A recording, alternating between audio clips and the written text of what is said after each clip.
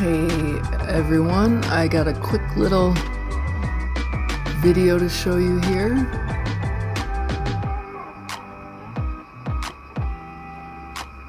If you are like me, you struggle with small beads and 2 cords. Let me show you. So I have been beading, and after a while my wax cord's ends get frayed and it's hard to bead onto. So all you do is, what I do is, I have a block of beeswax, had it for a very long time, just quickly glide it over the ends, give a little snip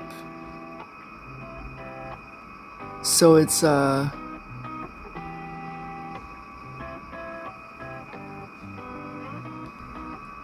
like an angle, so you're cutting it like an angle, and you should then be able to bead your small beads with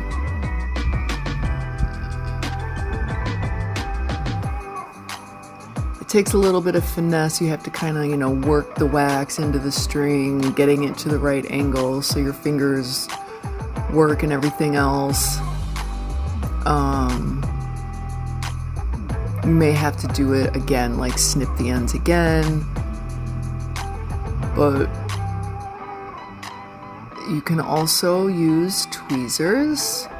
They are a spectacular tool for beading small beads onto 2 cords, and my cords are 1 millimeter. I believe the hole in the bead I'm using is 1 millimeter, but anyways, that was just a little quick tip on how you can use beeswax, tweezers, and scissors to bead your projects. Thanks for watching.